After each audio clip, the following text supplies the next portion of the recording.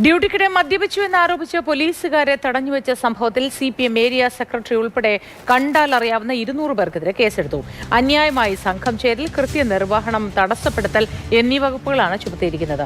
ലോകകപ്പ് ഫൈനലിടെ തൊടുപുഴ മങ്ങാട്ടുകവലയിൽ തിങ്കളാഴ്ച പുലർച്ചെയാണ് കരിമണ്ണൂർ SIയെയും ഡ്രൈവറെയും തടഞ്ഞത്. ജെയിൻ രാജു വിവരങ്ങളുമായി ചേരുന്നുണ്ട്. Jain, good morning. ഈ സംഭവം കഴിഞ്ഞ ദിവസം എങ്ങനെയാണ് ഇവർക്ക് കണ്ടുപിടിക്കാനായത് തുടങ്ങിയ കാര്യങ്ങളൊക്കെ നമ്മൾ ചർച്ച ചെയ്തിരുന്നു. വാഹനത്തിൽ നിന്നും മദ്യക്കുപ്പിയോ മറ്റു നിരോധിത പുകയില ഉൽപ്പന്നങ്ങളോ അടക്കം കണ്ടെത്തുകയും ചെയ്തിരുന്നു. പക്ഷേ ഇതിലിപ്പോൾ തടഞ്ഞു വെച്ചവരാണ് കുറ്റക്കാർ എന്ന രീതിയിലാണ് കാര്യങ്ങൾ മുന്നോട്ട് പോകുന്നതെന്ന് തോന്നുന്നു. എന്താണ് സംഭവം? തീർച്ചയായിട്ടും ആ സംഭവത്തിലാണ് ഇപ്പോൾ CPMന്റെ ലോക്കൽ സെക്രട്ടറി അടക്കം ഏതാണ്ട് 200ഓളം പേർക്കെതിരെ പോലീസ് കേസെടുത്തിരിക്കുന്നത്. ഇതിൽ കണ്ടാൽ അറിയാവുന്ന ഏതാണ്ട് 9ഓളം പേര് ഈ കേസിൽ പ്രതി ചേർത്തിട്ടുണ്ട്. അതിൽ ലോക്കൽ സെക്രട്ടറി അടക്കം ഉണ്ട്, ജനപ്രതിനിധികൾ, മുനിസിപ്പൽ കൗൺസിലർമാർ അടക്കം പ്രതി ചേർത്തുകൊണ്ടാണ് പോലീസ് ഇപ്പോൾ കേസെടുത്തിരിക്കുന്നത്.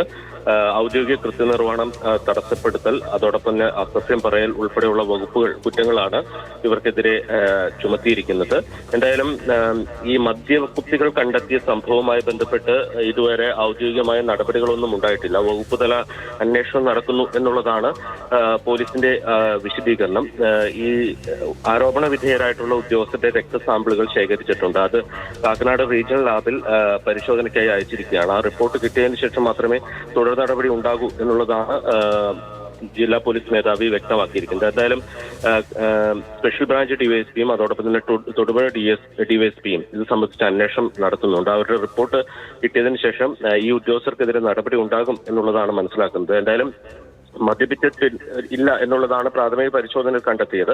പക്ഷേ മദ്യപിച്ചിട്ടില്ലെങ്കിൽ പോലും രക്തസാമ്പിളുകൾ ശേഖരിച്ച് പരിശോധനയ്ക്ക് നൽകിയിരുന്നു. അത് പ്രസക്തമായ ഒരു കാര്യമാണ്. ഈ സമയം കഴിഞ്ഞ് രക്തം നൽകിയാൽ ഒരുപക്ഷെ മദ്യത്തിന്റെ സാന്നിധ്യം കണ്ടെത്താൻ കഴിയില്ല, അല്ലേ?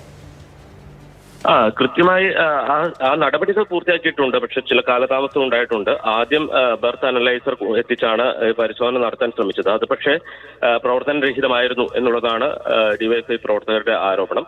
അതിനുശേഷമാണ് രക്തസാമ്പിൾ ശേഖരിച്ചത്. രക്തസാമ്പിൾ കാക്കനാട് റീജിയണൽ ലാബിലേക്കാണ് അയച്ചിരിക്കുന്നത്. അത് സംബന്ധിച്ച് റിപ്പോർട്ട് കിട്ടേണ്ടതുണ്ട്. അതോടൊപ്പം തന്നെ വളരെ ഗൗരവമുള്ള മറ്റൊരു വിഷയമാണ് ഈ ഔദ്യോഗിക വാഹനത്തിൽ മദ്യക്കുപ്പി, അത് ഒഴിഞ്ഞ കുപ്പിയാണെങ്കിലും കണ്ടെത്തി എന്നുള്ളത്. കൂടാതെ നിരോധിത പുകയില ഉൽപ്പന്നവും ഈ വാഹനത്തിൽ നിന്ന് കണ്ടെത്തിയിട്ടുണ്ട്. സ്വാഭാവികമായും അക്കാര്യത്തിൽ പോലീസിന് ഒന്നും ന്യായീകരിക്കാൻ കഴിയില്ല.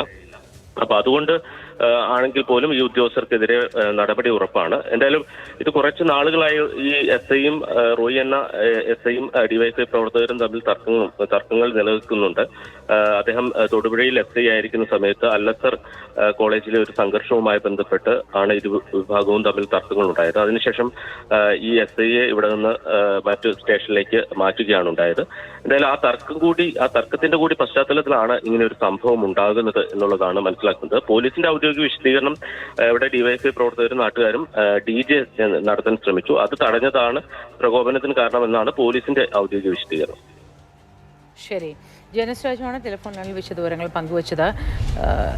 പോലീസിനെ മദ്യപിച്ചിട്ടുണ്ടോ എന്ന് പരിശോധിക്കാനായി കൊണ്ടുവന്ന ബ്രത്ത് അനലൈസർ പ്രവർത്തിച്ചില്ല എന്നാണ് DYSI പ്രവർത്തകരുടെ ആരോപണം. ഇനി മേൽസ്ഥായിയല്ല കീഴ്സ്ഥായിയാണ് വേണ്ടത് എന്ന് പറഞ്ഞു കൊടുക്കാത്തതുകൊണ്ടുള്ള പ്രശ്നമാണോ എന്തോ? ശ്വാസം മുകളിലേക്ക് എടുക്കുകയല്ല പുറത്തേക്ക് ഊതുകയാണ് വേണ്ടത് എന്ന്. ഏതായാലും മദ്യപിച്ച് വാഹനം ഓടിച്ച് ഡ്യൂട്ടി സമയത്ത് അത്തരത്തിൽ പ്രവർത്തിച്ചു എങ്കിൽ അത് കുറ്റകരം തന്നെയാണ്.